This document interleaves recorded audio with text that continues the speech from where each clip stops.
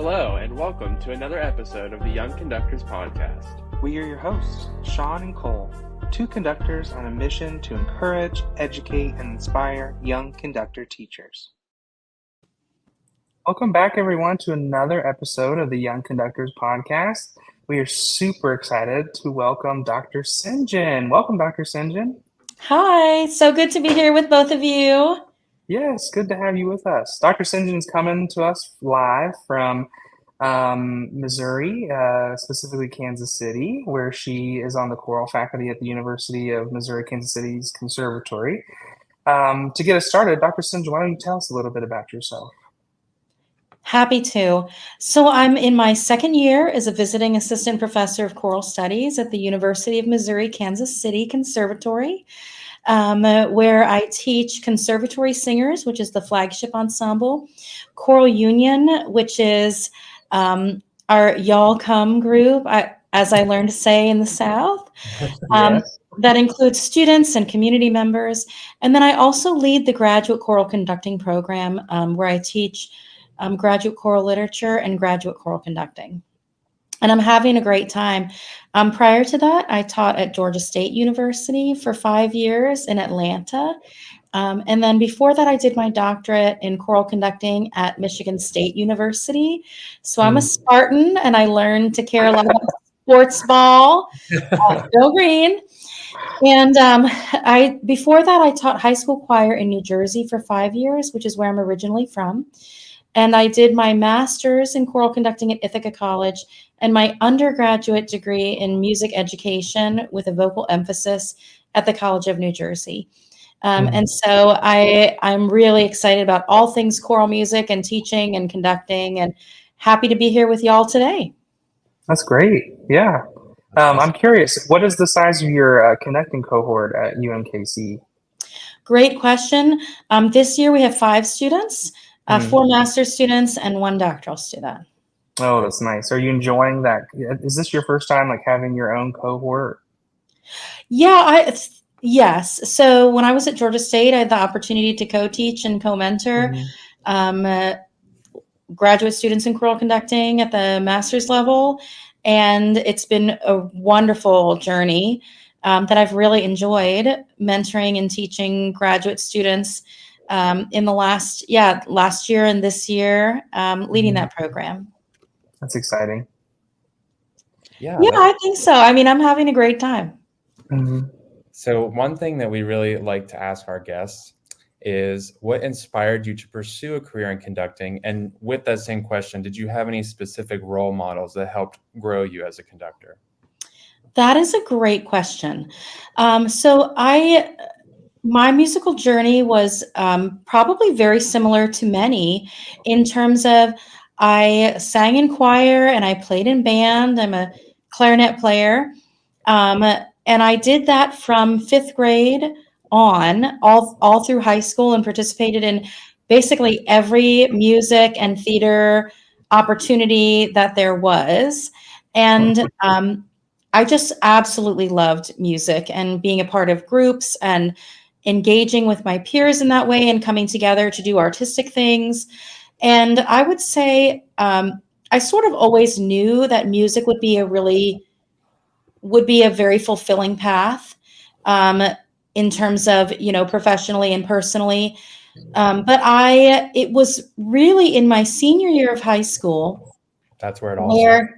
That's where it started, where at the end of the year, if your grades were, I forget what the threshold was, but basically if you had really strong grades, which I did, you could apply to a program called Senior Society, where in the last 3 weeks of your senior year, you could apply if you had an accepting placement to go and work with, volunteer essentially 4 hours a day. So I contacted my middle school choir director, who was really formative for me in terms of choral singing. And just she was somebody who thought that middle school students, and believed this wholeheartedly, had limitless potential for artistry. As long as you gave the students music that was appropriate to their voices and their ranges, and pedagogically appropriate, that they could sing with such artistry and beauty. And that was such a transformative time for me in terms of my singing. Anyway, so I wanted to go and work with her when I had the opportunity for senior society. And I was thinking, oh, I'll just go hang out with her and, do a little bit of teaching and, observing and just enjoy my time. Well, it was either the first or second day of that placement that she said, why don't you get up in front of the group and conduct them? And it was in that moment, like their very first sounds, standing in front of the ensemble and conducting, that I realized, oh my gosh, this is what I meant to do. Yeah. And at the time I was slated to go to nursing school. And so this was June, because in the Northeast schools get out in June. And so I was like, oh my goodness, what am I going to do? Like, I'm going to go to nursing school and I'm sure we're not going to be singing in anatomy and physiology. And like, what is going on? Right. And so it was one of those like, moments that sort of, like I can see clearly now the rain is gone. Like, this is what I'm supposed to be doing. And so I asked her for conducting lessons. And so she helped me during that window of time. And then sometimes she would be conducting behind me and I would be, looking to her and following her gesture. And it was just such a transformative experience. Like, even talking about it now, I think back to that time and have those same feelings of like, oh my gosh, this is amazing, over 20 years later. And so I did. So it was her, but in supported by all of the other music teachers that I had, in my journey in public school, and that's something too that I'm so grateful for, all of those experiences, because I find that I draw on those experiences on a regular basis. Having played clarinet parts where rhythms are really challenging and you're in all kinds of registers, etc. Like I draw on that musicianship, and even the piano lessons that I took as a kid and all of those sorts of things have really been so helpful to me. So I think that's probably one of my biggest inspirations. And then since then, I've sought out opportunities with tremendous mentors to learn and grow as much as possible. And so I remember, for example, I was at the College of New Jersey, and in the right program now, in a music education program, and really excited about teaching. And one of my friends said, "You have got to see Dr. Janet Galvan work at Ithaca College." And so I drove up one weekend over a choral concert and I watched her in action. And I thought, oh my goodness, like I need to work with this person. She is amazing. And that was a hugely transformative experience for me as well. I started driving up during my student teaching period. And then I taught in a couple of maternity leave positions because I graduated in the fall, having switched degree programs and institutions from nursing to music. I graduated, with 1 semester in the fall, and then had the spring, and I taught in those a couple of maternity leave positions. And I used to drive up to Ithaca to take conducting lessons in preparation for graduate school auditions, and got into, it's like several places, but ultimately decided to go there because I knew that I would have opportunities for mentorship, and not just mentorship from somebody who looked like me. In terms of being a woman and a conductor. And that was hugely transformative. And I also got to study with Larry Dobler there, who was also amazing. And so it was a wonderful experience, and I could still take lessons, etc. So she inspired me, he inspired me. My voice teacher is amazing. And then I loved teaching high school after that. That's one of the things that when I talk to folks about graduate programs in general, or why I decided to make the move, because sometimes I get asked, like, what made you decide that you wanted to go and pursue a doctorate? And I always talk about how much I loved teaching high school, that it was every day was a new adventure, and with opportunities to help students discover the artistry within themselves. For those of us who are teaching currently in the field, or who are studying to become music teachers, you have so much opportunity every day to help people see their abilities and grow their talents that they didn't know that they had, so that they have this gift of being able to make music and participate in artistry like their entire lives. And that wasn't unique to me, but that was something that's such a gift in our teaching field, is that we have this opportunity. And so I loved that, but I also felt like I was really ready to learn more and grow as a teacher conductor. I felt like I had practiced a lot of the skills that I learned, and I am a voracious learner, and I'm very always excited about learning new things, observing people, learning new repertoire, working on teaching strategies that are going to be even more efficient, etc. And so I ultimately decided to go to Michigan State University for this amazing trifecta of Drs. David Rail, Sandra Snow, and Jonathan Reed. And again, just being inspired every day, not only by them, but also by my amazing cohort of folks that I got to work with. So, in terms of when you talk about, people who are of influence, I feel so grateful that I have so many folks that that inspired me in their journey. And I also want to say too, to those folks who are young conductors, take every opportunity that you can to be open and observe your surroundings and learn from the people who are around you, and take it all in, because we are so fortunate, in our discipline, that we get to be surrounded by wonderful people and artists regularly. Absolutely. So I know that was a little long-winded, but I get very excited. I was just going to say, I love asking people that question, because everyone's story sort of has the same idea, but they're all so different in the way that you're inspired. And I think it's always it's that one teacher that gives you the opportunity, and then you're in, you have the conducting bug and you want to do it. So I think that was really special that you talked about the middle school choir director.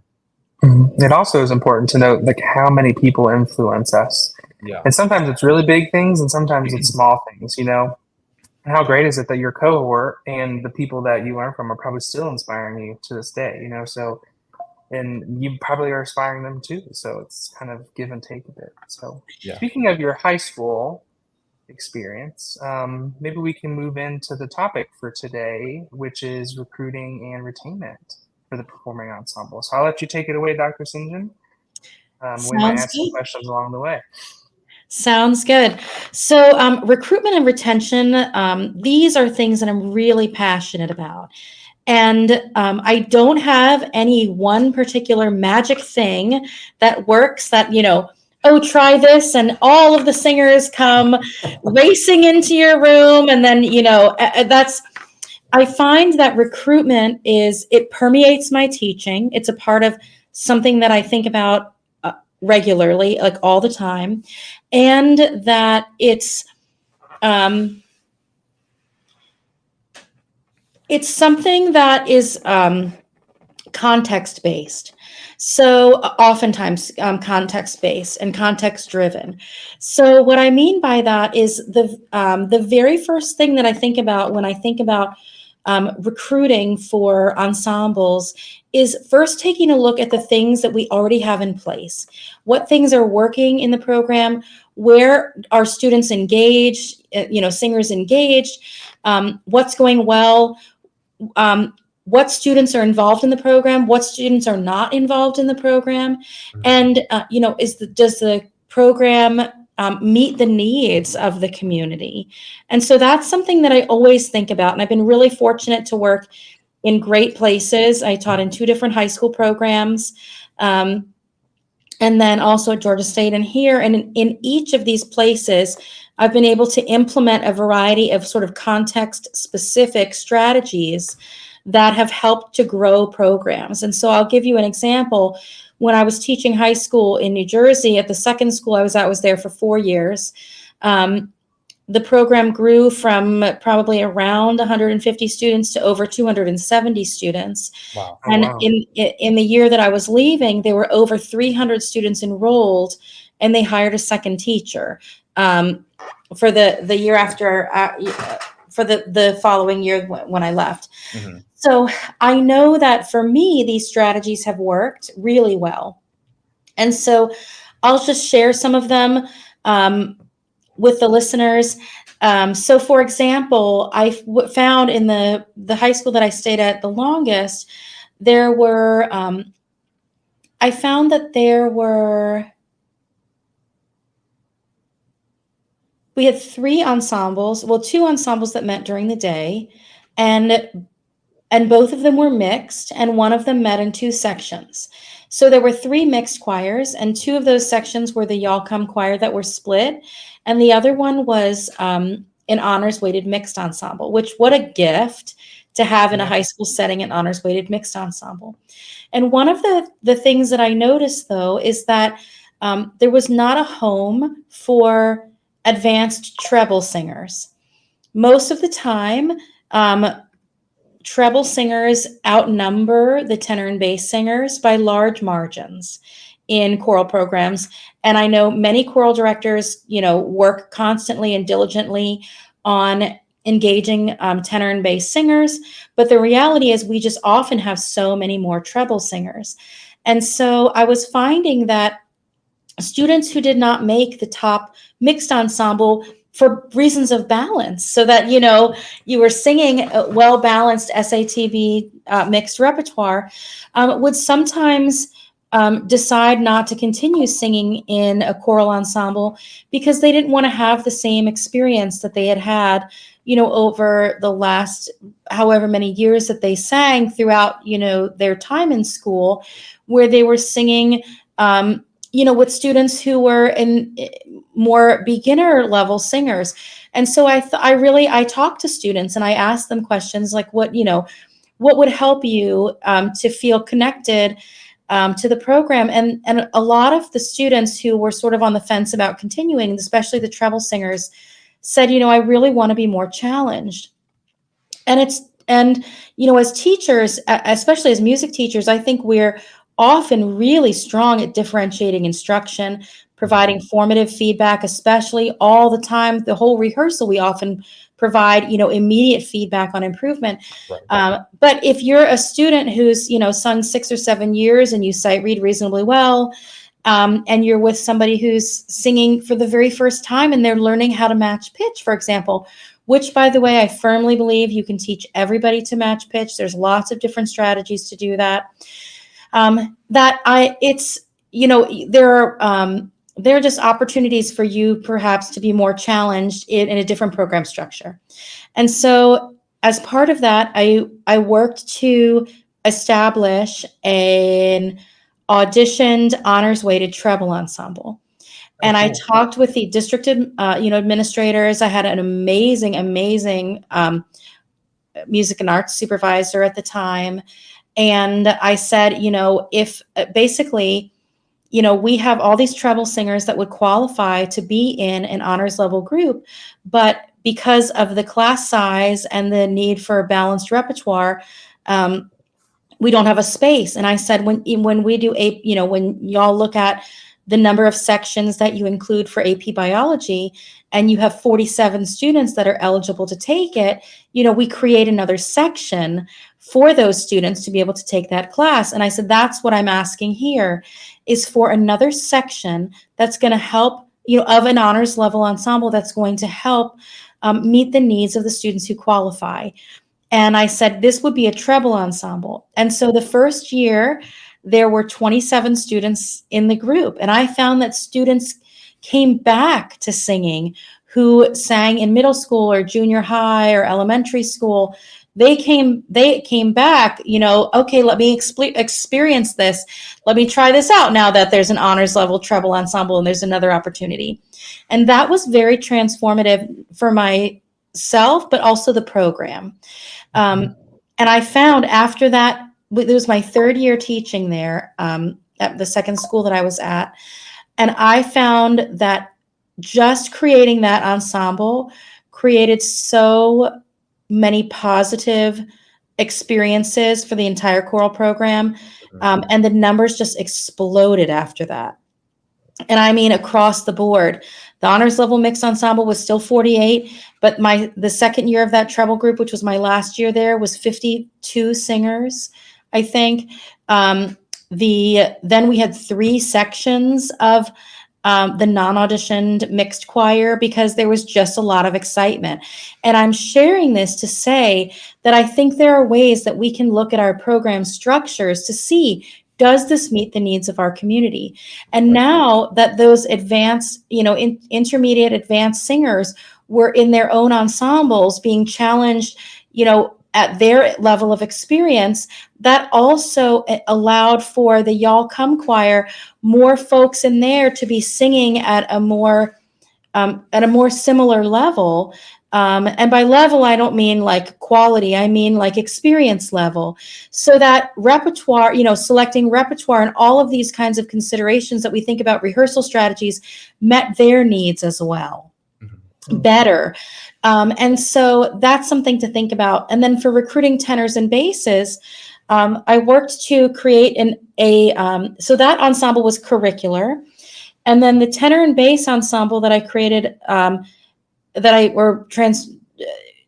transitioned, was extracurricular and not co-curricular. So folks did not need to be in a daytime choir in order to be in the tenor bass ensemble. I wanted to create an opportunity where students could try singing in an ensemble, tenors and basses, without a huge commitment, and that they could feel free to take risks and see if this was something for them. So that group was auditioned, but I use audition in air quotes because it was auditioned in that I accepted students who could match pitch. I firmly believe that we can teach pitch matching. In fact, I know we can because I've done it.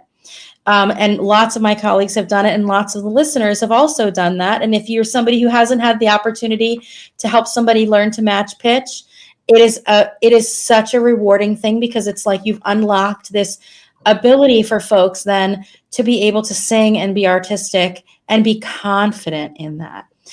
But this tenor bass ensemble met once a week after school for about 25 or 30 minutes.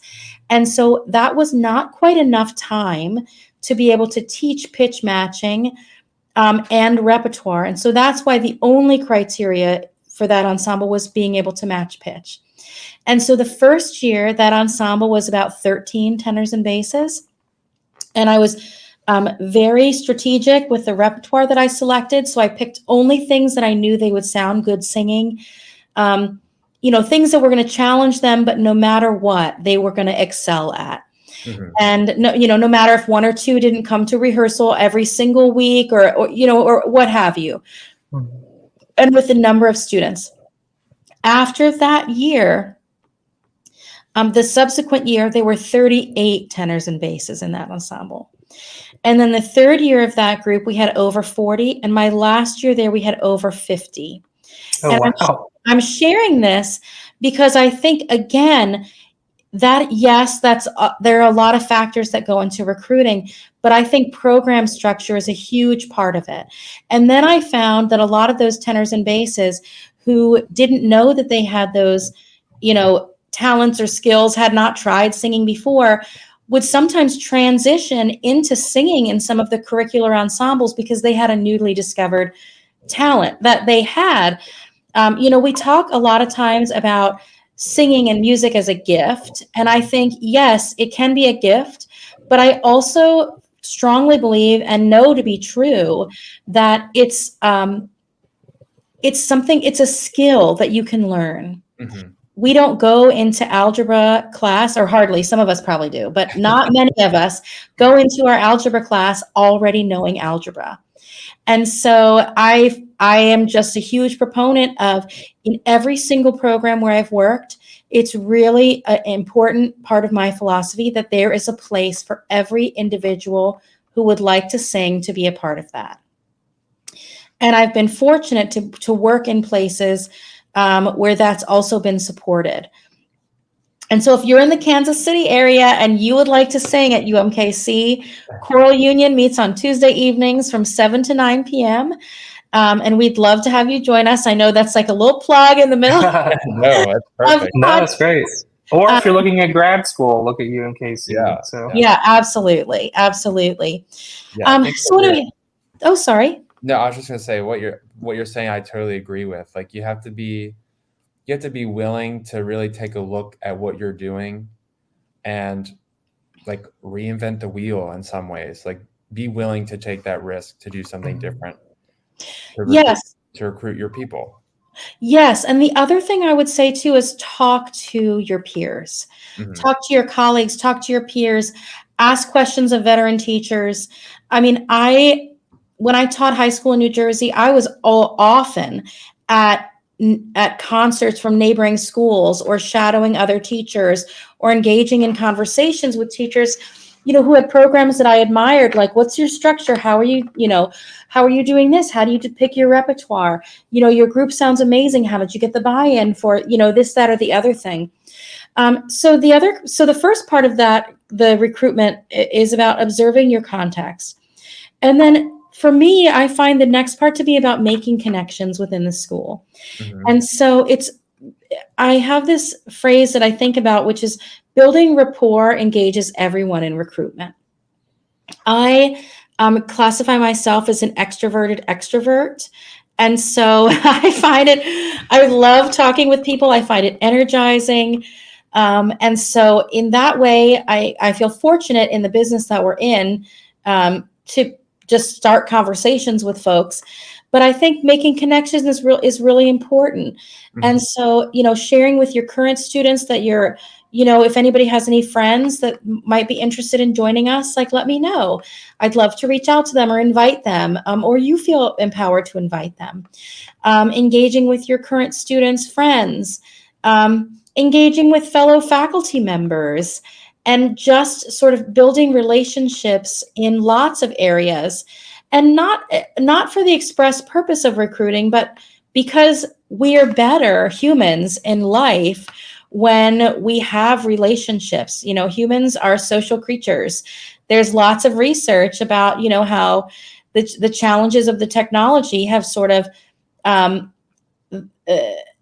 allowed for a lot of isolation, especially, for adults.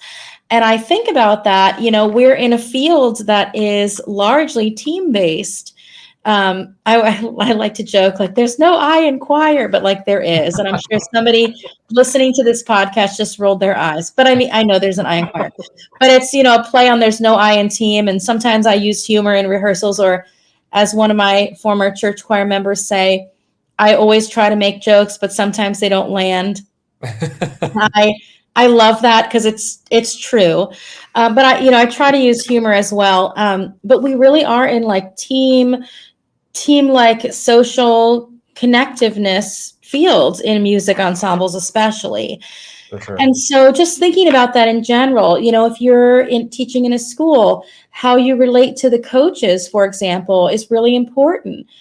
Yes, we want the students to be at the choral ensemble rehearsals and performances, but coaches are also trying to teach the athletes that they're coaching a sense of responsibility as well, and they need their participants as well. So when I was teaching high school, I always told students that please give your coaches the schedule for the choral, the after school activities, whatever it is, concerts, rehearsals, dress rehearsals. But that if there's a conflict, please let me know and I will contact the coach directly. And I say this because so often I've heard from, other colleagues in the field that they're sometimes have challenges when the students are involved in multiple activities. And yes, sometimes students need to make a choice. If they want to be in the musical and that musical rehearses from 3 to 5 p.m. and they want to be on the soccer team, and soccer, I know they don't call it rehearsal, they call it practice. Practice is from 3 to 5 p.m. every day, like the musical, then students need to make decisions. They need to make choices. But if things don't conflict except for one or two things, then how we engage with the coaches and how we resolve conflicts is really important. And so I always used to say to the students, let me take you out of the equation and I will go talk to the coach and work this out. And we'll let you know, the best way to proceed so that you are not penalized. And so I would go to coaches and say, okay, you're the varsity lacrosse coach. I've got 3 varsity players that are also in the choirs, and our concert's the same day as one of your meets.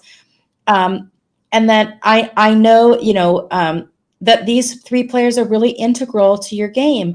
Is there a way that we can support the students doing both things?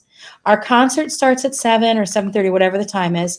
And what time does your game start? And is there a way to make this work? And I always, to a person, have been able to help with some sort of negotiation. And then advise the students. So I took the stress off of the students.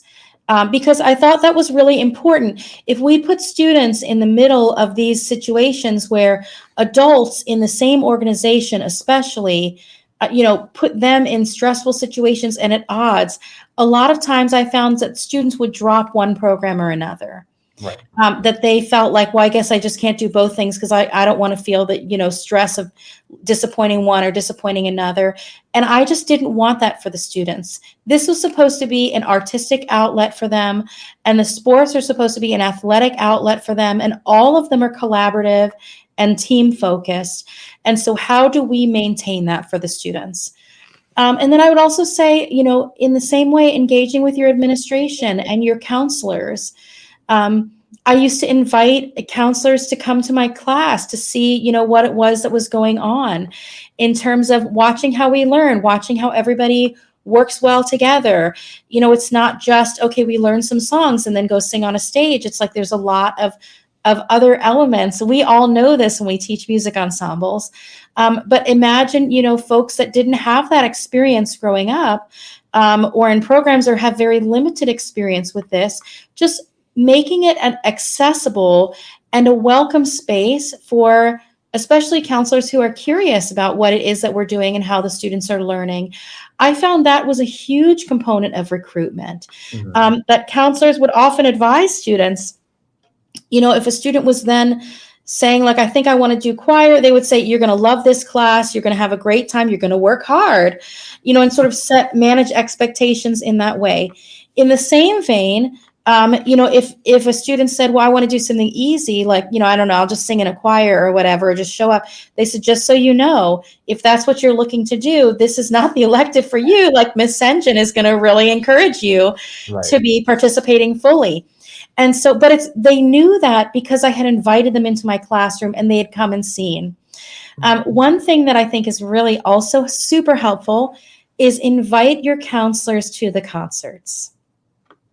The first time I thought about this, about 3 weeks ahead of the concert, I wrote to the counselors and I said, I'd love to invite you to come to the concert. The concert's this day. We have, at the time, I think there were over 200 students singing.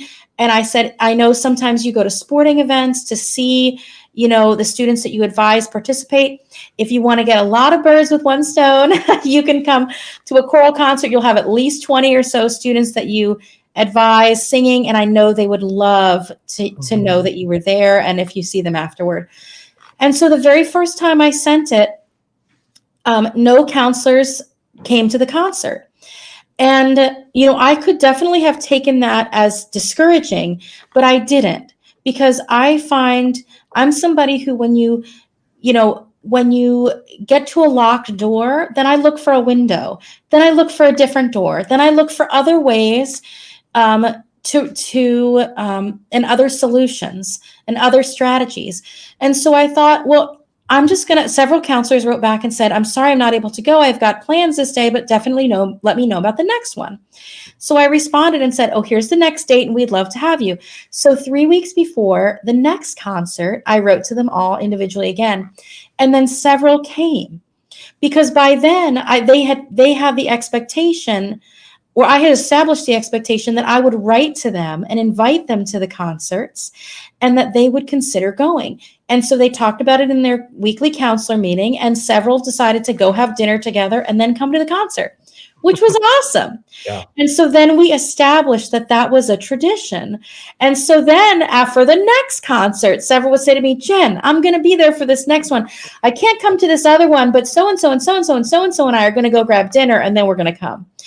And so it was just about building the culture. So I also say, as you're learning, as you're starting in schools and you're experimenting with recruitment, try not to get discouraged if one strategy that you do or you try doesn't work as you hoped the first time. Sometimes it's just a matter of being persistent and trying it again and really leaning into that. That has been helpful. So those are just some strategies that I thought I'd share. And I think those are probably the most important. I mean, obviously what we do when we have singers in the ensemble is really important. That could be a whole other conversation about how to create meaningful experiences in the classroom. But just generally about, recruiting, I think, there are some things there that I hope folks find helpful. Yeah. And I think for the listeners, hopefully you picked up on this, but something I really appreciate is how Dr. Sengin is sharing that this whole process and everything that she's learning is really student focused. And I really appreciate that, because I feel like sometimes it's hard for conductor teachers to put themselves second. It's like, well, I want to do this music and this is really cool, blah, blah, blah, blah. But what you said is you asked your students what they needed, they responded, and you figured out a way to help them. So I just really appreciate that. So I hope everybody else listening kind of had a smile like I did when they heard that. So thanks for sharing all the ideas. You answered a lot of my questions, which is like bonus points. So awesome. I didn't realize this was a scoring system, but bonus points sound good. A++. A++. But yeah, I also loved everything you said. I always say the 3 R's: relationships, recruitment, retention. And you hit on relationships perfect. Like you have to have that rapport with not only the students, but like all of your faculty members as well. Literally yesterday, I went and worked the gate at the volleyball game. They were like, oh my God, I can't believe the strings teacher is like doing that. I'm like, yeah, I don't care. I'm here for the kids and I wanted to help you out. So here I am. And of course, all the kids are like, Mr. Hancher, you're at the volleyball game. It's like, yep, here I am. But it's very meaningful to them. So the relationships are extremely important in recruiting. Absolutely. And I would say authentic relationships, not in a, well, if I talk to this student, maybe they'll participate. No, like really caring about these individuals, these humans that we have in the room. I mean, I've said this before in this podcast, but it's such a gift. Teaching is such a gift. Mm-hmm. And I don't take that for granted. I think every day about my amazing mentors and, to use another word, what a gift, a blessing it was that I was able to study with them and work with them, and how generous they were with their time and their resources, and that I still can call them and ask questions. I think those were my models. And I still think about that. I mean, I have students now that I taught in high school when they were in high school who are now music teachers, and I could not be more proud of them, who still write to me with questions or dialogue and things. And it's and I love that so much, because we're sharing. It's reciprocal. And it's just really special. I think it's really special to be able to engage with folks during, formative times of their lives and learning and empowering students and encouraging them. And, Cole, to speak to what you said about putting the students in the center, I think as young teachers, it's really, especially if you're, an overachiever, and I don't mean that in a bad way. I mean, like, you're somebody, you're driven, you're excited, you're energized, to really focus on like, okay, well, how am I doing? What am I doing? And as soon as we flip that and we start really centering the students, like, what do they need? How can I teach them where they're at? I mean, the processes that we use, thinking about that in terms of what do they need, and creating enjoyable rehearsals where we're getting tons of things done, and they're singing really well and making lots of progress, but making that an engaging experience so that they enjoy the process. I mean, the product gets better as a result of that. Right. But that's not the end goal. The end goal is that we're helping students to experience artistry and carry that with them, throughout their lives. One other thing I'd like to also share, and this is not recruiting for the program that you're in, but when I taught high school, I know that the transition from high school into college for those students who are college bound, or into singing in community choirs, etc., or church choirs or temple choirs, or in any other organization outside of a school, that sometimes it's hard to make that leap or to figure out, how do I get into this, especially when you are going to be a freshman in a college or university. And so I used to ask students at the end of the year, if you would like me to put you in contact with the college director at the school that you're going to, I am happy to help facilitate that, so that if you decided you wanted to sing, you had an opportunity to do that. Because college can be really overwhelming, especially, as a freshman, when you're coming in. And by overwhelming, I mean in a great way, but it's different. It's way less structured in terms of high school, where it's like you show up at 7 and you go to this class and this, and then you have 3 minutes of passing time or 5 minutes, and then you go to the next one, etc. In college, it's a lot. There's a lot more individual responsibility and accountability, and sometimes it takes folks sometimes to get used to that. Mhm. Well, I find that especially as freshmen, if folks come in and they enter a music ensemble, you have an instant community of people that you can talk to, engage with, in addition to your classes. And so I used to, students would, if they wanted me to, write their name and their email address down and the school they went to. And then I would write an email to whatever college director. I would figure out who they were at different schools. Some I knew already. And I would send them the list of students and say, these are all the students that have expressed interest in singing in college. And if you would be interested in having them, I'm sure they would love to know more about the program. Because again, in the summer, before college starts, it's like they're getting lots of information. Here's how you move in. Here's your schedule. Here's how this works. Here are the buildings. Here are the maps, etc. And so I just encourage any, especially secondary school teacher who's listening to this, to consider ways that we might also help our students to bridge that gap, to help them to continue singing.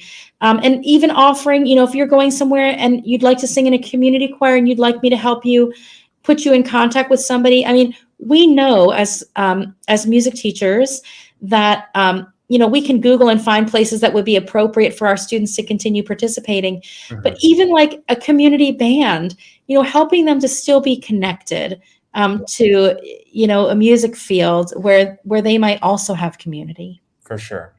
Well, Dr. Sengin, thank you so much. Everything that you're saying is very inspiring, and I totally agree with everything you're saying.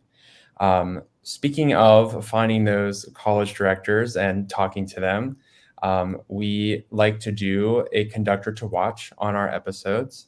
So we'll all three share our conductor. I'll share mine first. My conductor is Dr. Robert Hasty from the University of Central Florida. I did a master class with him back in February, I think it was February, and he was just so great. He had lots of great things to say. His orchestra sounded fantastic, and it was just a really great time. So I think everyone should check him out. I'll share mine next. Mine is Dr. Amanda Quist from Western Michigan University.